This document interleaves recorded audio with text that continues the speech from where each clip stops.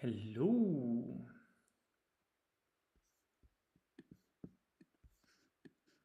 All right.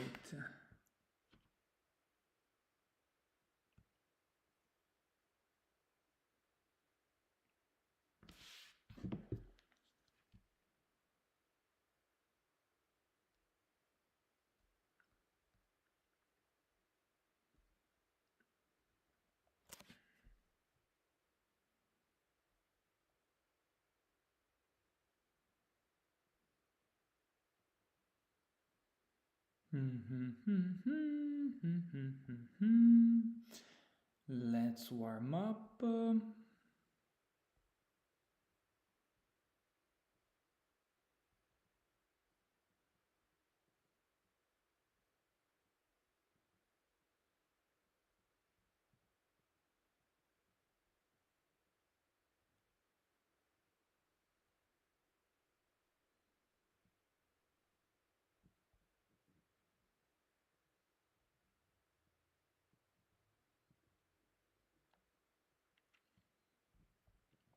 All right. There is a notification here.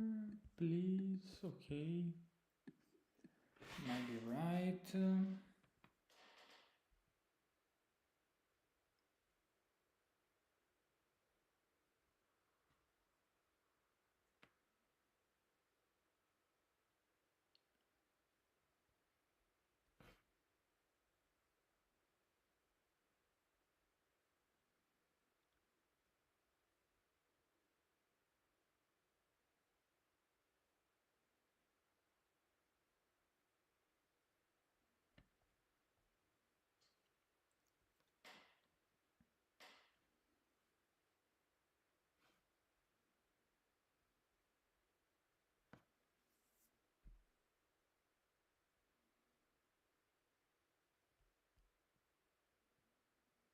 Why?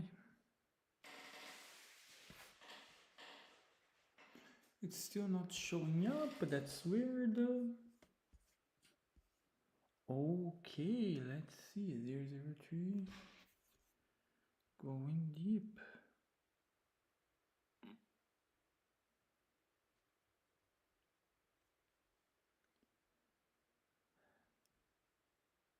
Check.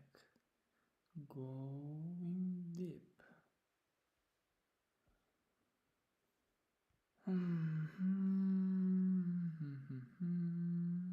Let's check what is the status.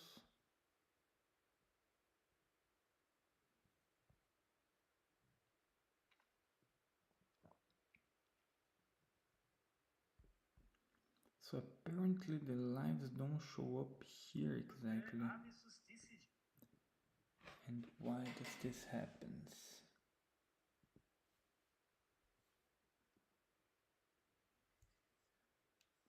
Okay, now it's working fine.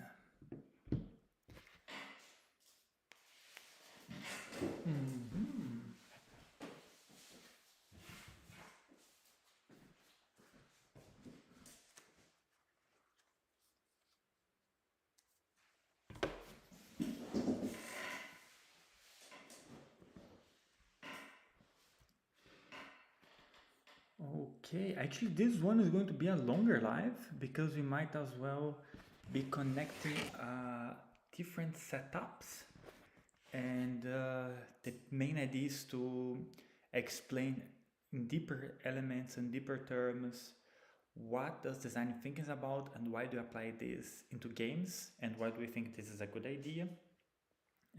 Also highlighting what has been the whole story of Abyssus, a little bit like a vlog, but also what are good practices, what to do with startups, and how to proceed further to get results and get traction. And these are all elements that are going to be discussed tonight. So let's see how can we also integrate this guy. Let's check settings.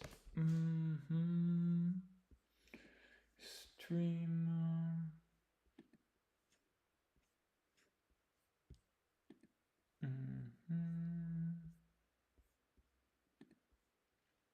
How can I do this in a better way? Actually, even the brightness of my camera is not that best. Let's see how can we fix this.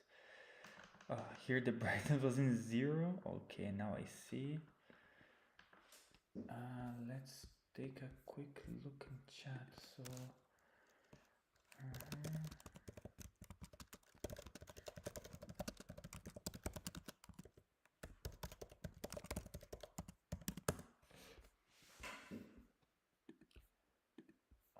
okay, let's try this again. And actually, it's part of the process, you know. We did some preparation, of course, beforehand. So this is the live number 3. But some elements they just hinder the process, and it's part of it. And specifically when we talk about, for example, I had a whole day of B2B sales, and now I come here in the evening, and we are also trying the lives and also trying out what things works, what do the other things that doesn't work. Now today we can say that one improvement from yesterday is that now we have a better lighting system. So as you can see, we already have like a better result than yesterday. Still some things to be fixed. You can still see the Kappa board here on the back, which is also part and also blocking some sunlight. So here in Europe, we are in summer, and in summer vibes, we always get like this sunlight till 8-9 p.m. in the evening, so it's still light, which in opposite in the winter, where the sun goes down at around 3 p.m. and then we talk about dark, cloudy, gray elements, and this is somehow a little bit demotivating the Europe aspect. But besides that, it's a very good place to live. And weather for most of the people usually is something that you can get away with. It's not something that, how am I say, is a huge deal breaker. It's yes, it's not the best, but you find a way out. So there are another possibilities. Actually, run multiple RTMP outputs. Okay. So that's how you connect different lives, because now we're currently hosting on YouTube, and we actually might want to do something in addition to this, something cool as well. So let's say to multiple RTMP, and this is something that we can address along the way. Outputs, it's a plugin.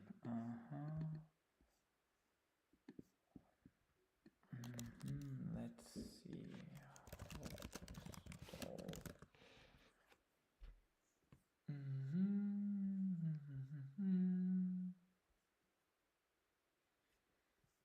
Extract the files. Okay. Seem interesting. We might on Mac.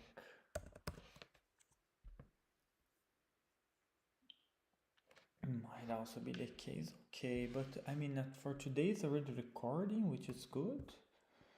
And here I look down. Okay, now looks better.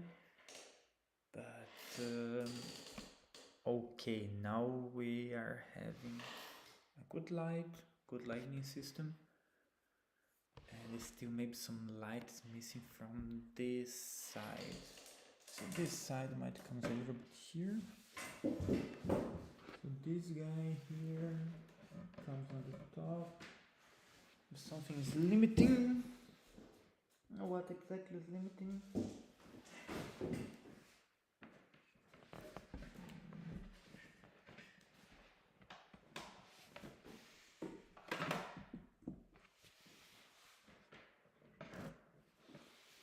Great, no more limitation. And now we might have a better lighting system, which is on this side. Okay, this is the external light. Okay, doesn't seem that bad.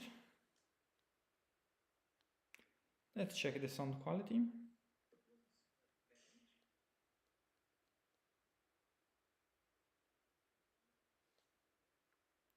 Okay, sounds good. Sounds good. Let's see, recording okay, recording output selection, okay. All right, now it's supposed to be working steady.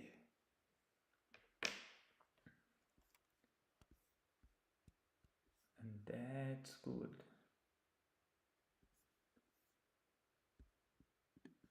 Mm-hmm. 11, that's great.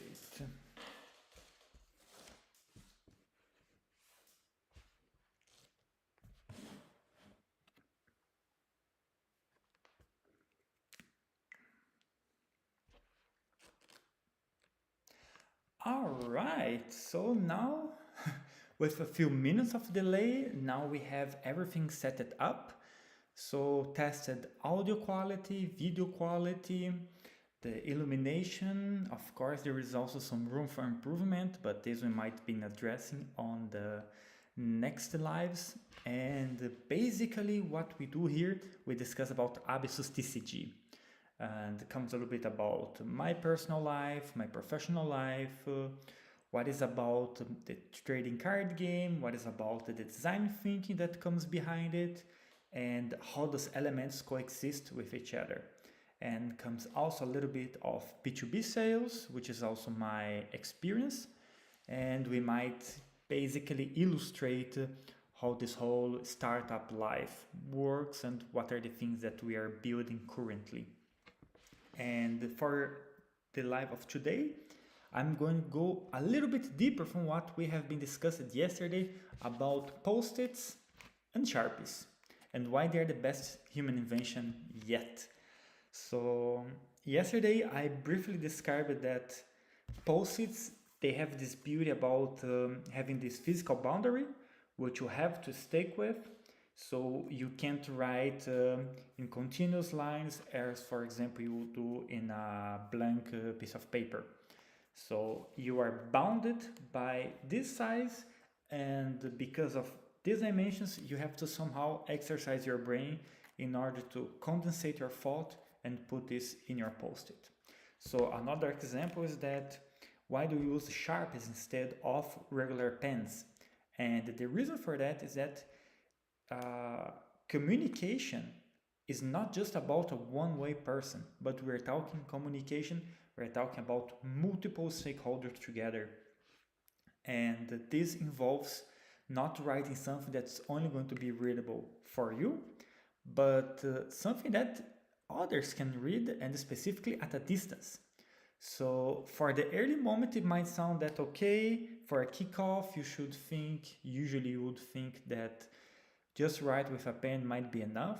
But in reality, when you start having other peers that come to evaluate your work, help you along the journey, and really just exchange ideas, for example, in a brainstorm session, you need that everyone here or everyone that is participating in your session is able to visualize and also able to understand what you mean.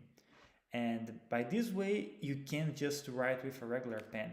So if we're talking about design thinking, you might think that in order to communicate with a group, you have to write in big letters. And this is a good example that, for example, as you can see here, this is something that if you glue on the wall or in a kappa board, which also going to be explained further, a mirrored image, this is something that you might still be able to see and is still going to be readable, more or less from the camera. And this is something that we do this here every day. So every day, Post-its and Sharpies. And now, how does the whole design thinking process works? So design thinking is basically, there are different approaches, but most traditional one is a double diamond. So now I'm gonna do exactly right now in this live chat, I'm going to create a double diamond framework very shortly. So as you can see here in real time, we are going to do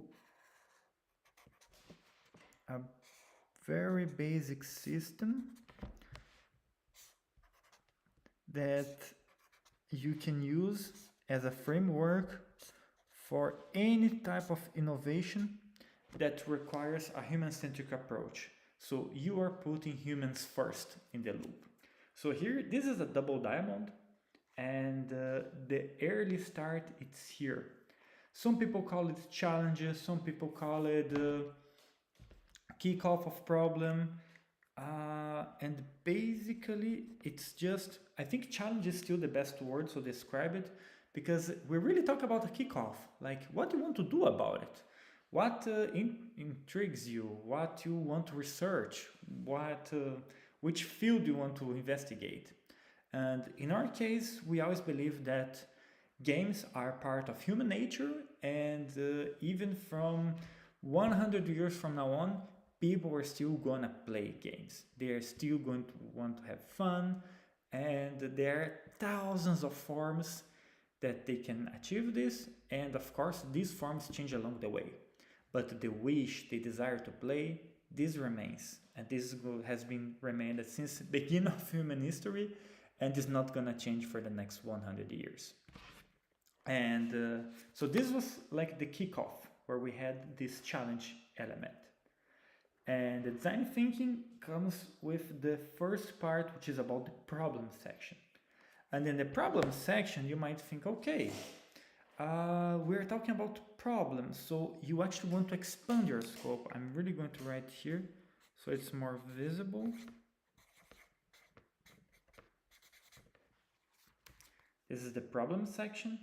And because this topic was so big, this topic gaming, that we had to define, okay, which type of games are we talking about? Because it's so broad, it's so huge, there is so much variety on this, that you might think, okay, where should I start? Specifically because you're not doing this alone. Design thinking is not something that you should do as a side project alone.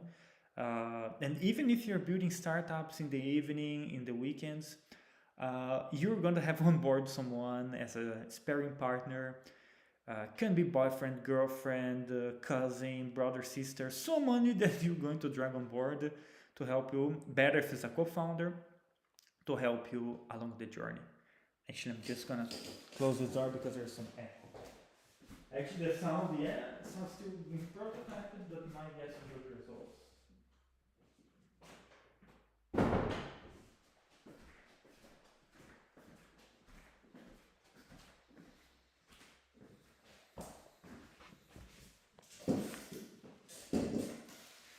All right, so now we're talking about the problem section. And in this whole universe of games, you can go for physical games, digital games.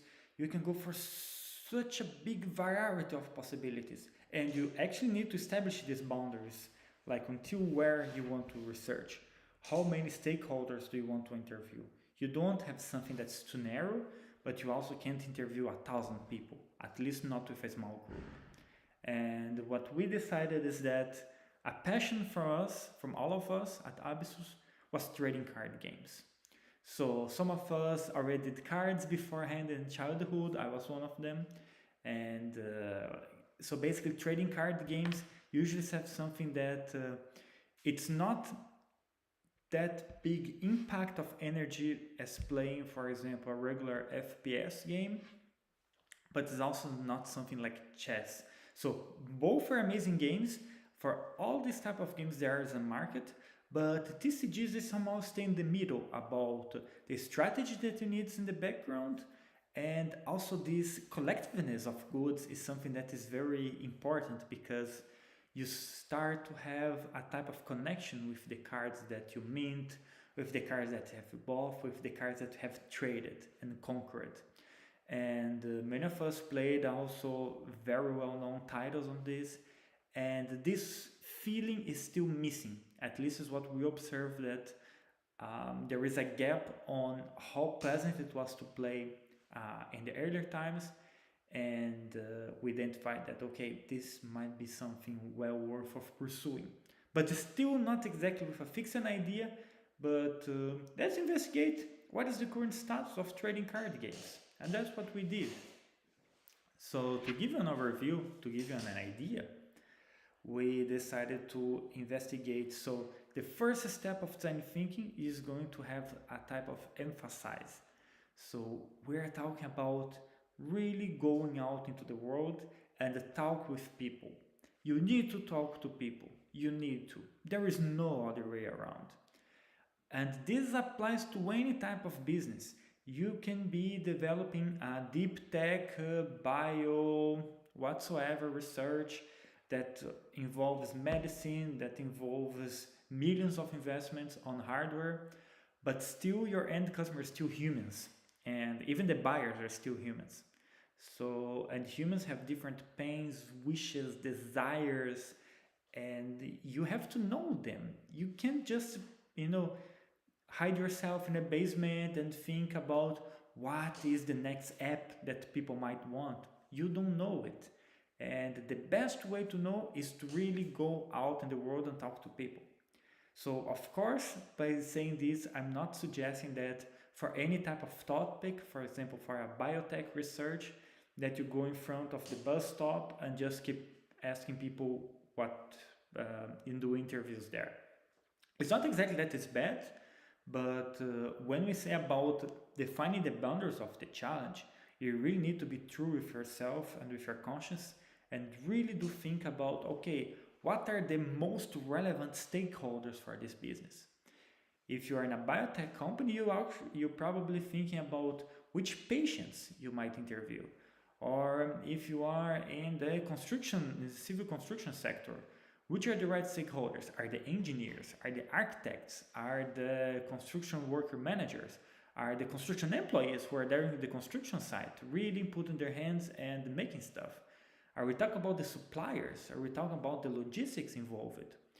And this is why it's very important to first set up a challenge, and besides this, really establishing the boundaries that are going to regulate it. And in our case, we're talking about, okay, most of the players that play trading card games in the digital form, they're somehow more hard to reach because they're mostly available online. And we're based in Germany, and we decided, okay, Germany has a very strong trading card game ecosystem. So why not might visit some trading card game shops? Because these are the type of places that, again, they have been existing for a while, and that's a hub where trading card game people visit. And which type of people visit if we break down this structure? We're talking about casual players. We're also talking about competitive players.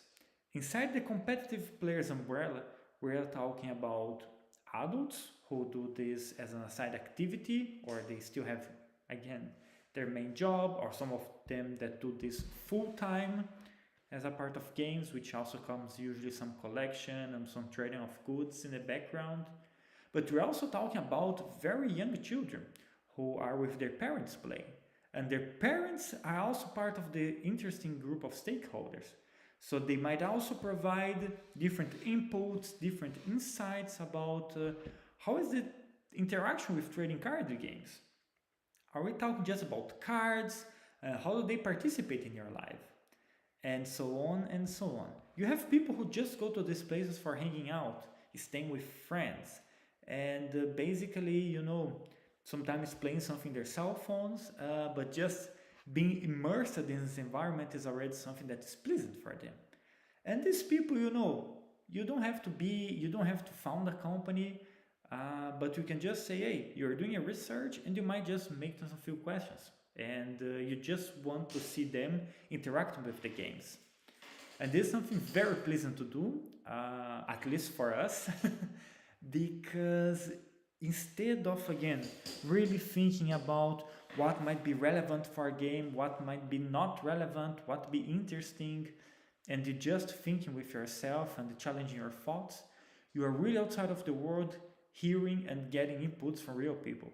And when you come without this huge expectation, this weight, people are usually very friendly and very open to give you true feedback on like why this game is cool or why this game is not that good. What are the things that maybe it was good in the past, but today doesn't make sense anymore. And these types of informations you are getting on the site is like a fresh data. And in our case, so we're talking about all of these type of stakeholders, and they were very open. They showed us the cards, they showed us what were the mechanics, what was good, what was bad, what is something that, you know, sometimes someone is talking about the mechanics, but someone else comes and say, usually a friend, and say, hey, you know, this guy, I really love the design, look at this texture, look how shiny it is. And then you start to collect all these type of perspectives about, you know, about the cards, about the game, about the ecosystem.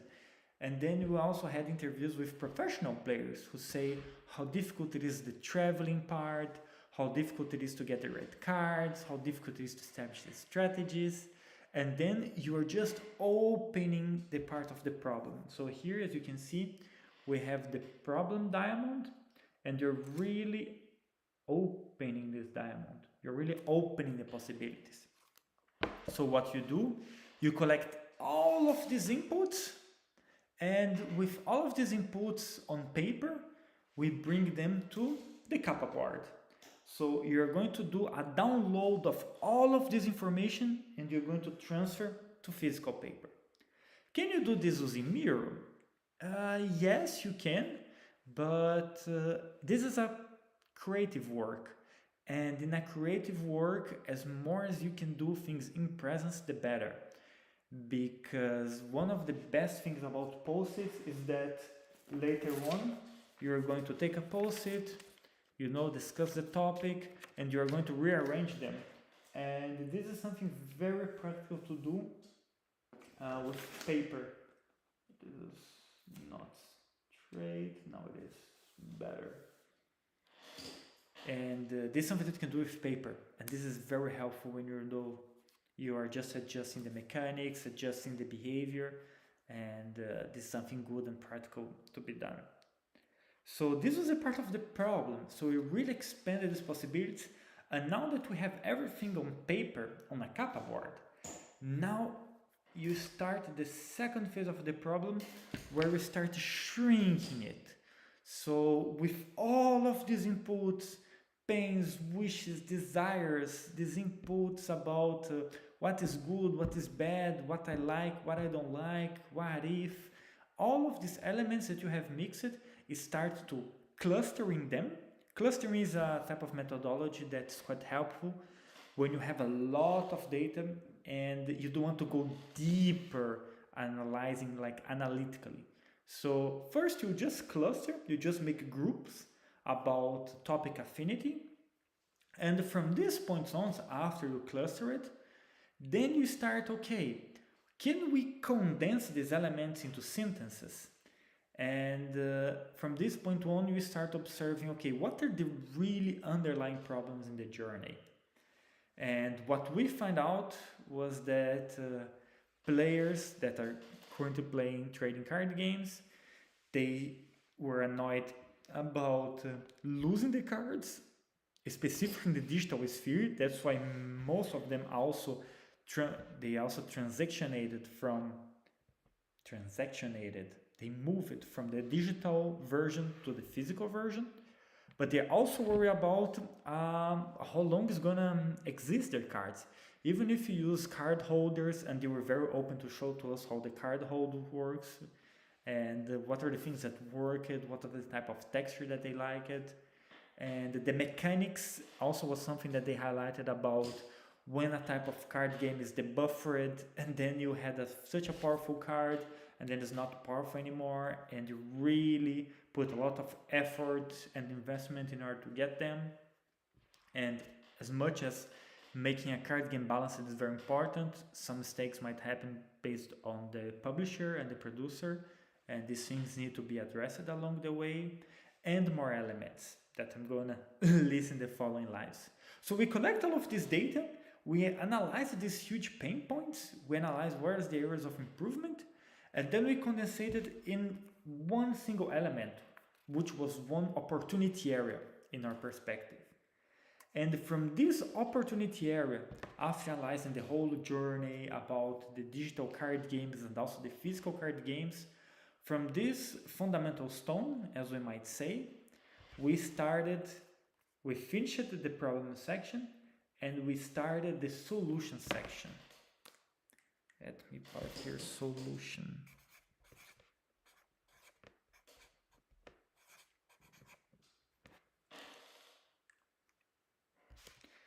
And now we start the solution part. And again, you had reframed one opportunity area that you want to improve, that you want to attack. And now that we started the solution section, we are opening the scope again. We are opening it. We are from one single element, we are opening the possibilities. And there are many, many methodologies, frameworks that you might adopt to use this. And I think the most well-known is brainstorming, which is particularly a word that I don't like. I mean, it's not that it's bad, please don't understand it this way. But the problem is that so many people love to do brainstorming, and until this point is good. But the problem is that they don't go further.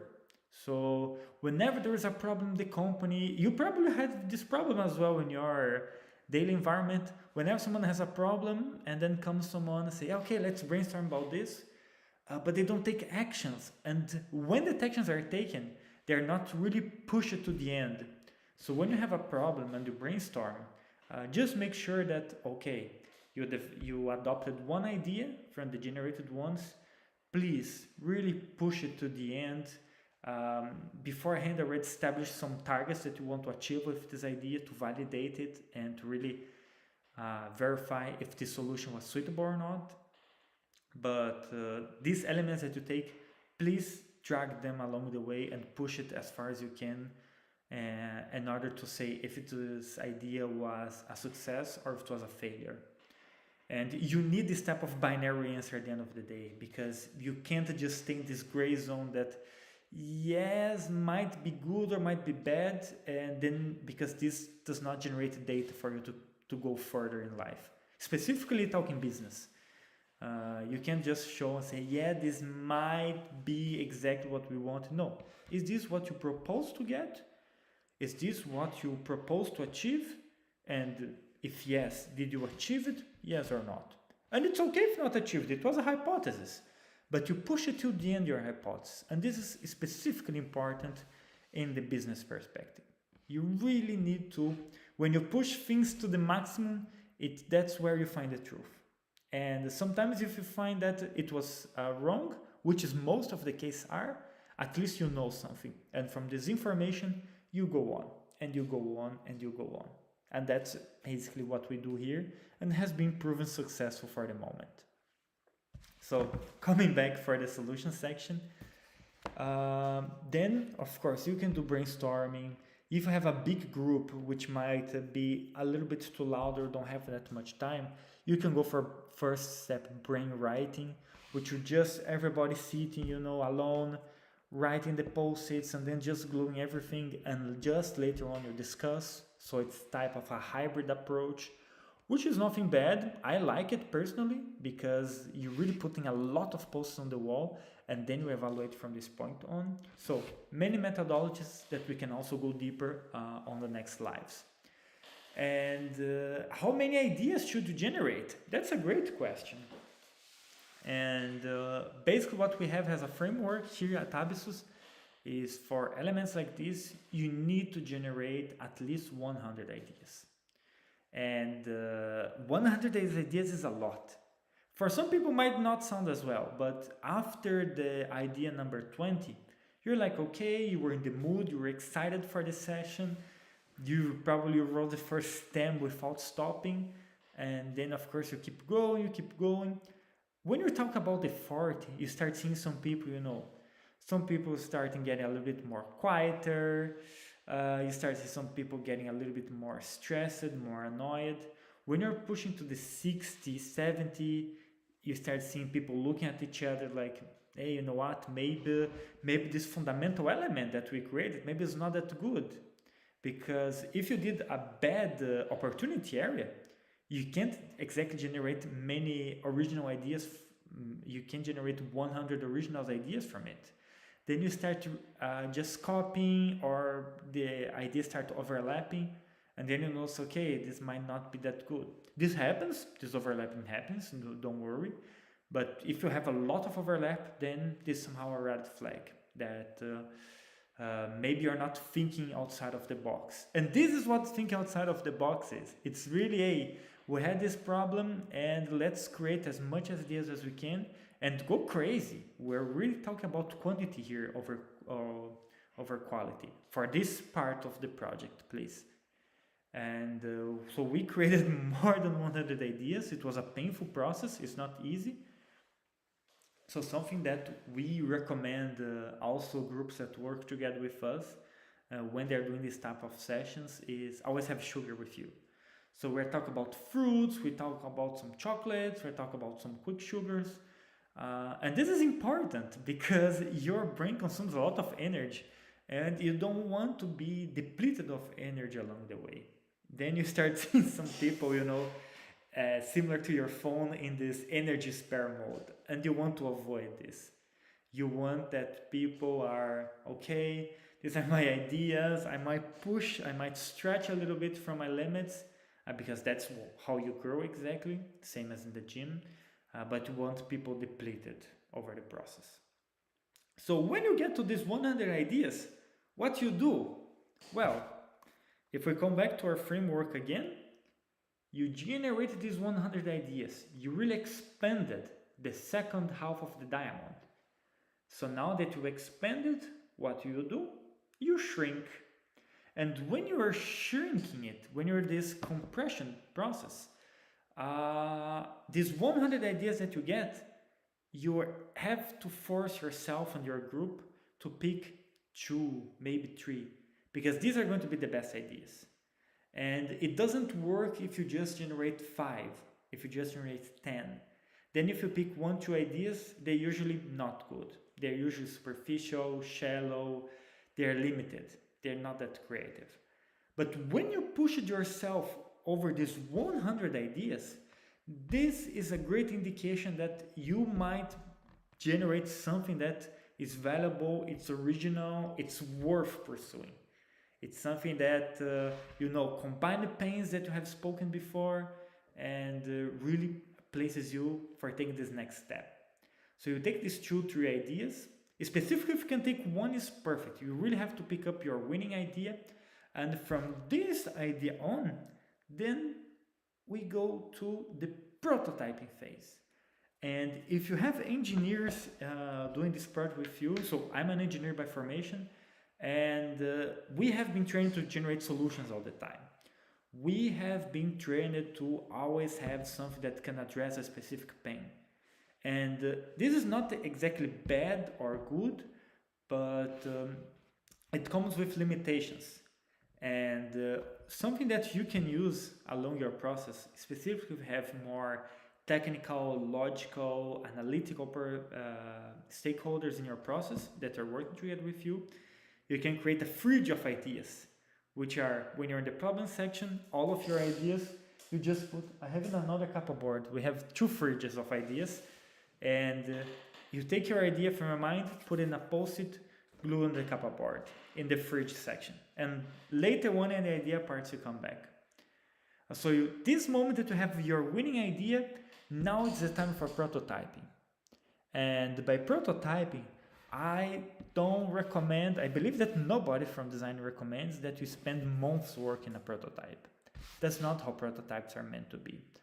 Prototypes are something simple, effective, and they should test one thing at a time.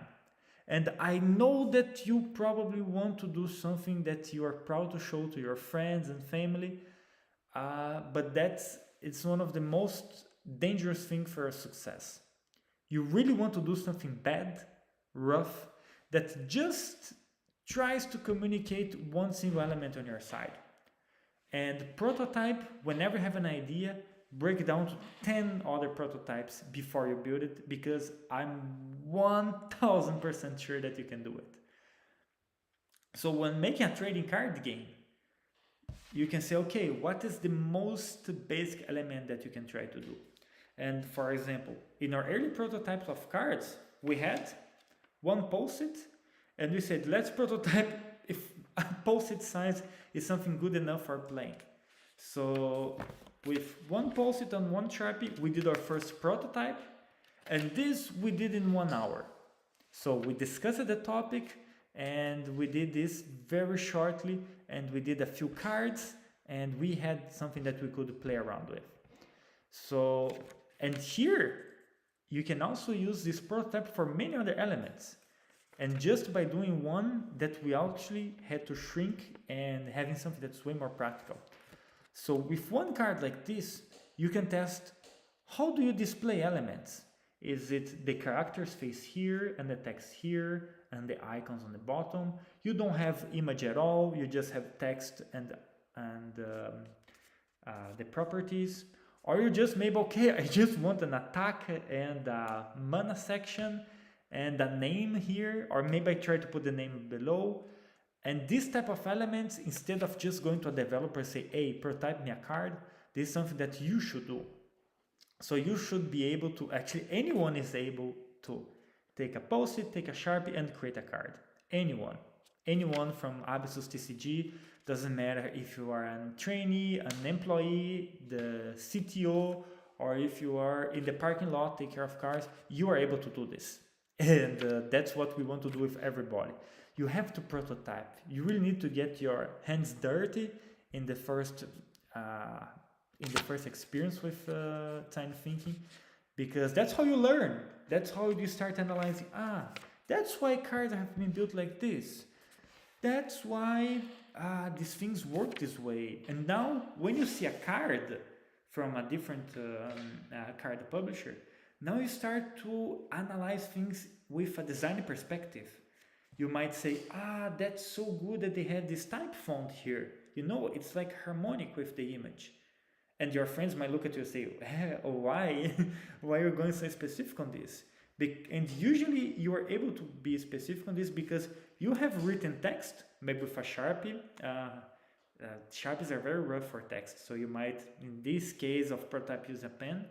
But you tried by yourself on doing this, and you learned from the process. So when you look at a ready-made card, which of course is beautiful, but they had a team of more than 100 people between developers, illustrators, animators, and you are able to say and you recognize when something's good and something's bad.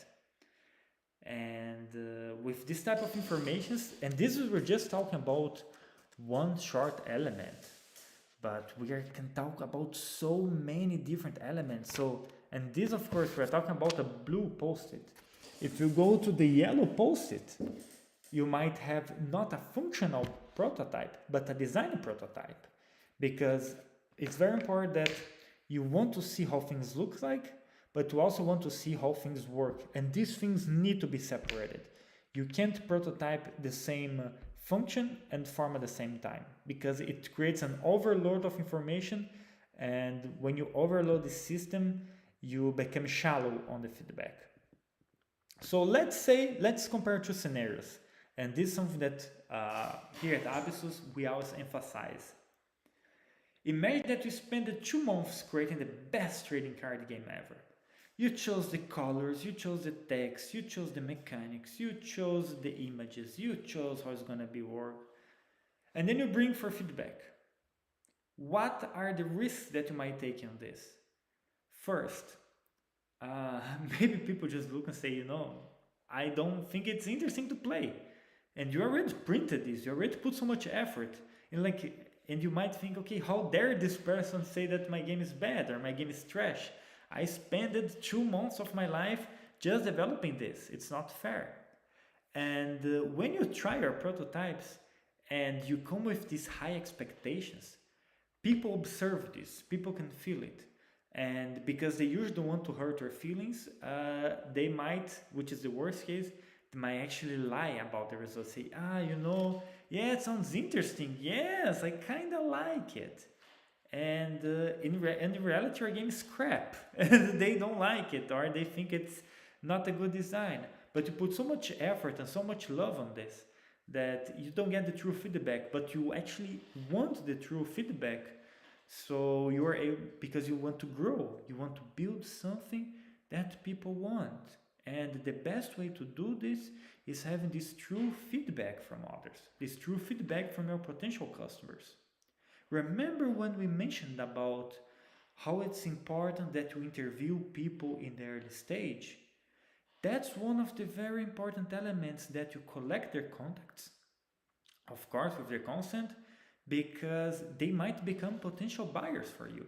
And instead of just going out reaching people, if you have interviewed 100 people that are in this world, they might look, wow, you heard about me, you emphasized with my situation, you had the empathy for me.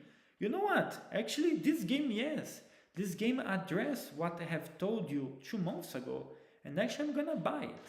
And from one person who buys, you start seeing he or her, anyway, the person playing with friends and family, and then the word of mouth starts spreading. And this is very important, because then you really have this kickoff organically, and not because of pity, not because of hopelessness, but really because you build something that people want. You build something that people were willing to give you money and say, I identify with what you built. I'm happy that you heard me, and yes, I want this because you addressed what I told you.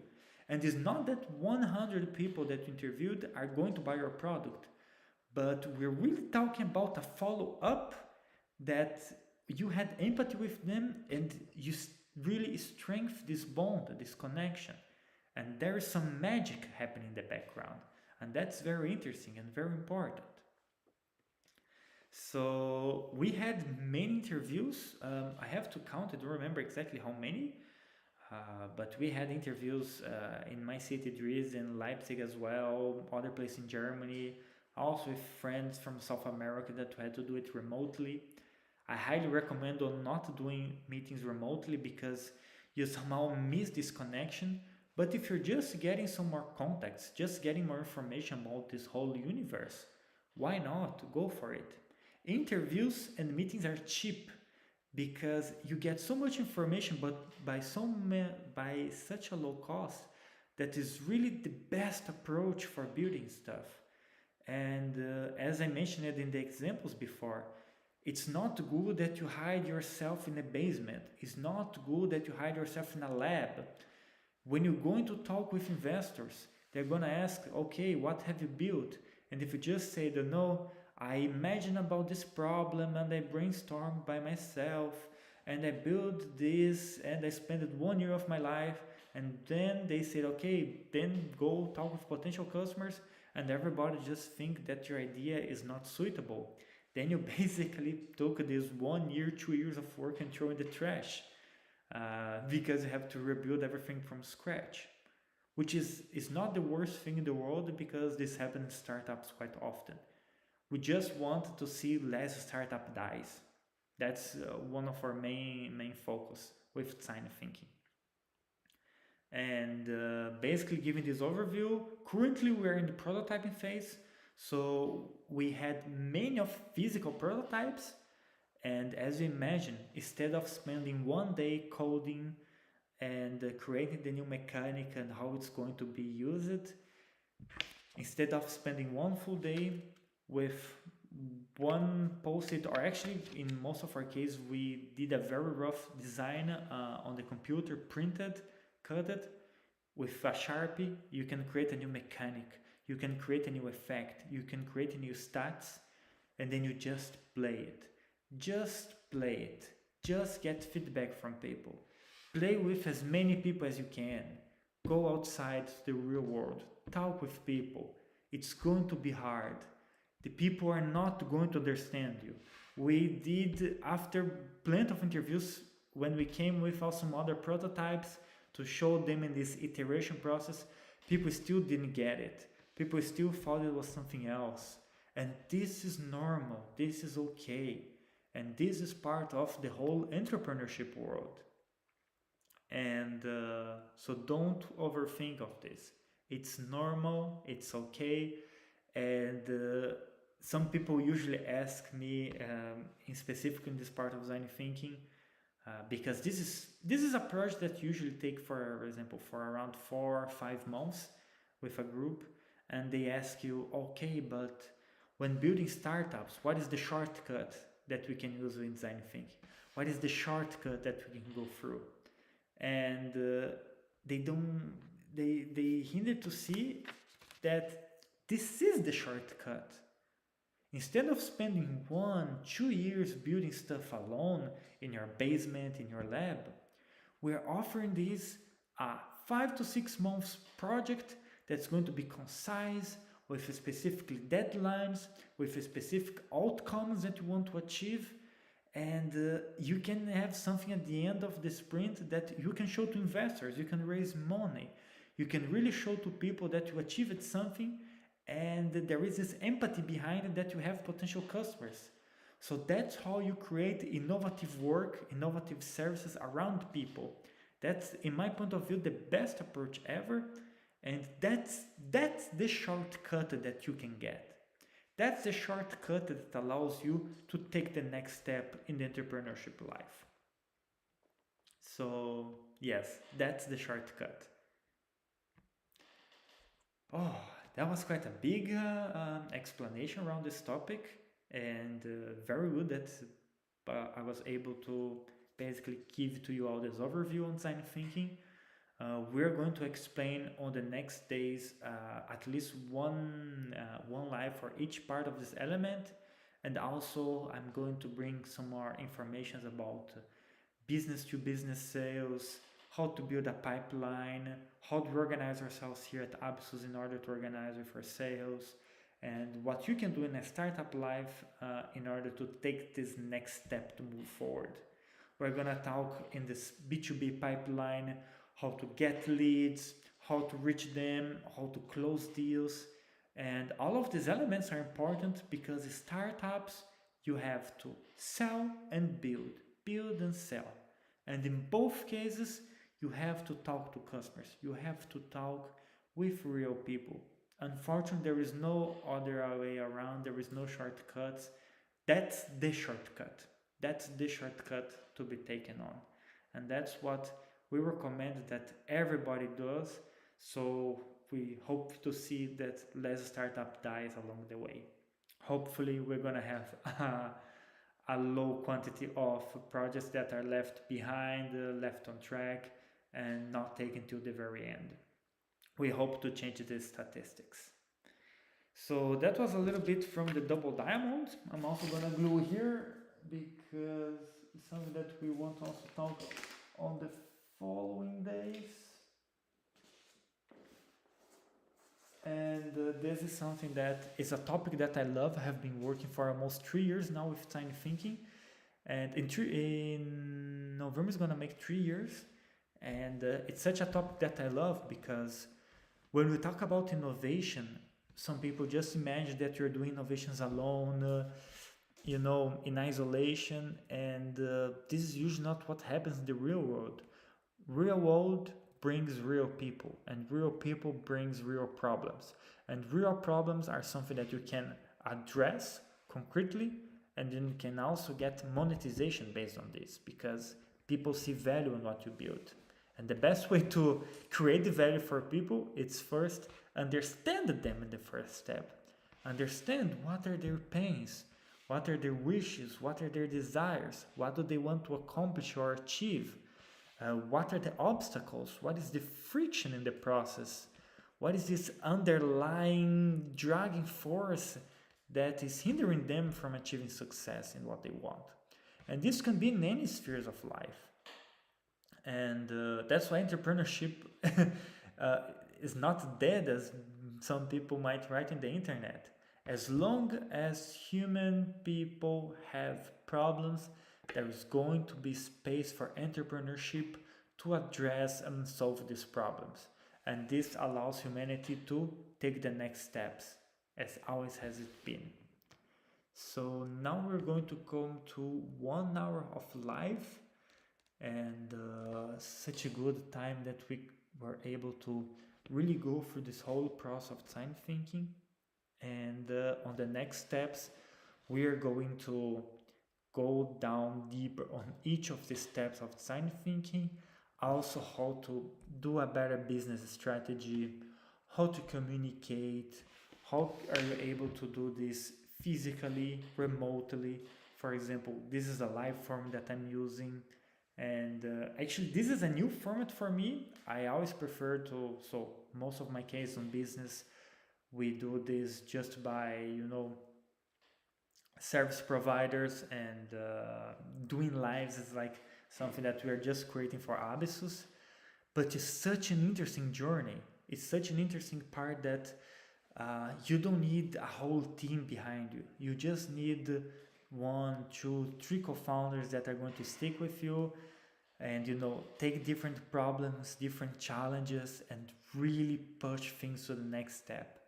And it's so enriching to talk with people that really, higher the bar, higher the level where you are. This really allows you to grow, and you, of course, also are actively participating on increasing the bar size to really say, okay, this is a next level game. We all wanted this peak performance. We want to achieve things that has never been achieved before, and this is such a good fuel for development that makes this the best years of your life.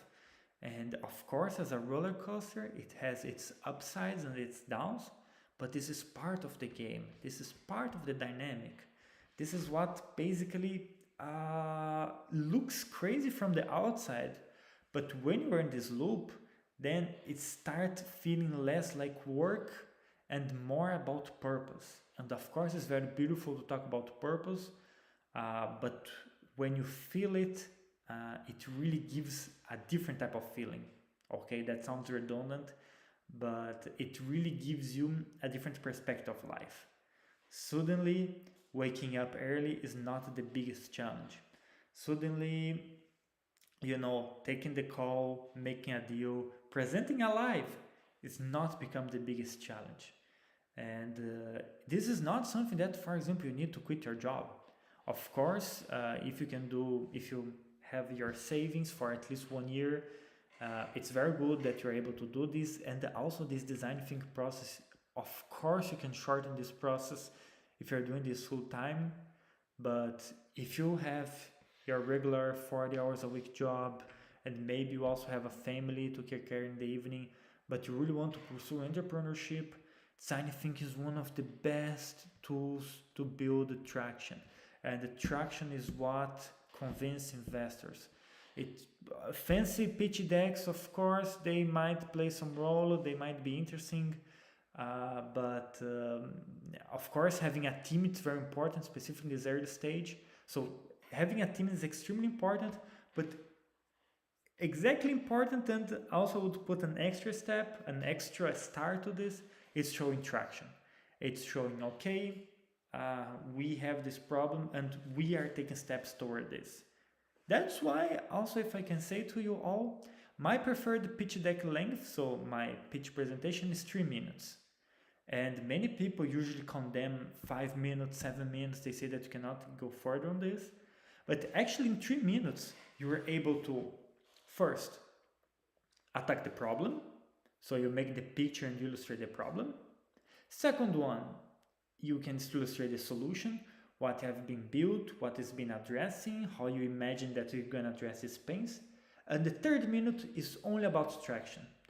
So you can say that, for example, into the household waste management, you observe that the biggest problem is that the biomold does not get changed often and it smells bad.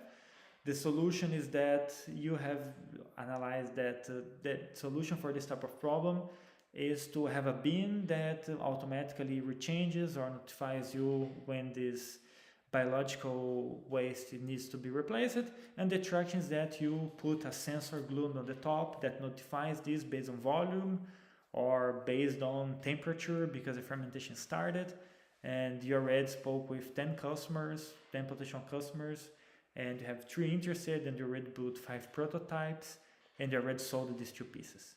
So in 3 minutes, you can really say problem, solution, traction, and get feedback.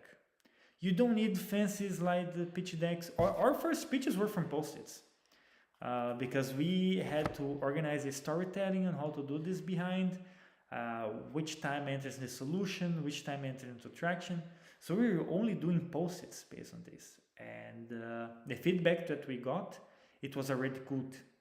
And post-its, pitching with post-its also allow you, when you're talking with someone and things might not that much sense, you can always, one of the posts, you can also take it on the side. So you want to keep the storytelling flowing. So people really need to understand, that's why communication is so important. They need to understand what you're trying to communicate. And if what you try to communicate is more effective if you change some elements, then do it. Even if you prepared something, when you start and talk to someone, you start getting this feeling about, okay, which direction should I pursue? You don't have to be exactly the person that do most of the talk, but you really have to conduct how the conversation goes. And that's basically your job. So now we have at 8 p.m. here, Germany time, 8:02, and we finished our 1 hour live. And we also are going to be streaming on probably additional platforms as well. We still have to consider how this is going to be executed. But I'm very happy to be sharing this journey with all of you.